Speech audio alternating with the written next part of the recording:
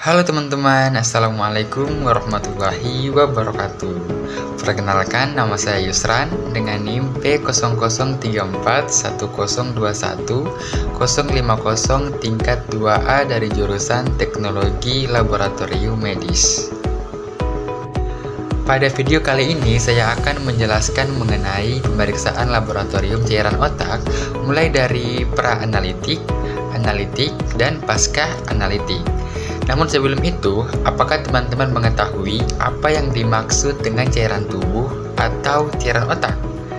Nah, cairan tubuh merupakan bahan pemeriksaan yang sering diminta untuk menegakkan diagnosis penyakit. Jadi biasanya yang diambil itu adalah cairan otak.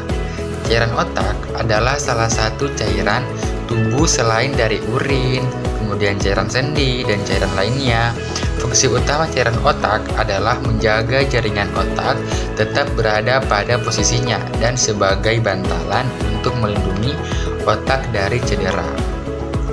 Cairan otak memang memiliki karakteristik yang berbeda dengan cairan tubuh yang lain, sehingga diperlukan yang namanya persiapan, kemudian pengambilannya seperti apa, dan juga penanganannya itu seperti apa. Jadi, pada saat kita melakukan yang namanya pemeriksaan, itu tentunya kita memiliki atau ada yang namanya prosedur pemeriksaan. Biasanya dimulai dari pra-analitik, analitik, dan pasca analitiknya itu bagaimana. Jadi semuanya itu dikatakan tersusun.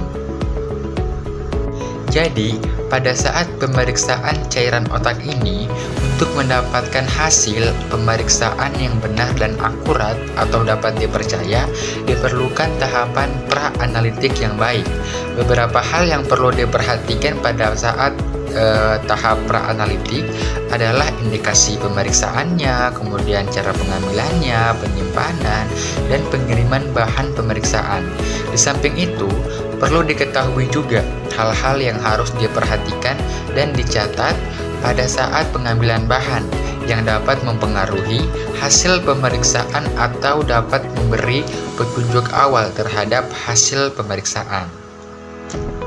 Diharapkan dengan pra-analitik yang baik akan memberikan hasil pemeriksaan yang benar dan dapat dipercaya. Pada tahapan pra-analitik ini ada beberapa hal yang harus diperhatikan, yaitu persiapan penderita itu bagaimana. Misalnya kita harus memberikan penjelasan yang baik dulu dan jelas kepada pasien.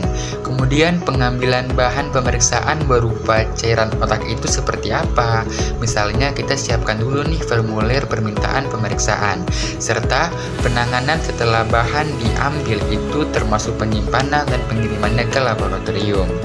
Kemudian ada fase analitik.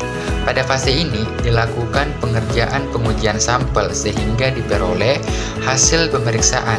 Tapi di fase ini singkatnya kita melakukan pekerjaan atau pengujian ya. Misalkan pada pemeriksaan cairan otak ini ditemukan adanya kelainan atau penyakit pada sistem saraf seperti infeksi, kemudian pendarahan, atau mungkin bisa kanker. Nah, itu masuk dalam kategori analitik atau tahap pengujian sampel. Nah teman-teman, kemudian tahapan selanjutnya yaitu tahapan pasca analitik, yang merupakan tahap akhir pemeriksaan yang dikeluarkan untuk meyakinkan bahwa hasil pemeriksaan yang dikeluarkan itu benar-benar valid atau benar. Tahap ini meliputi pencatatan atau pelaporan hasil. Apakah si pasien ini mengidap penyakit tertentu atau tidak. Nah, itulah tadi teman-teman pemeriksaan laboratorium cairan otak dengan beberapa tahapan. Ada tahap pra-analitik, kemudian analitik, dan pasca analitik. Semoga apa yang saya sampaikan dapat dipahami dan memberikan informasi kepada kita semua. Bye-bye. Assalamualaikum warahmatullahi wabarakatuh.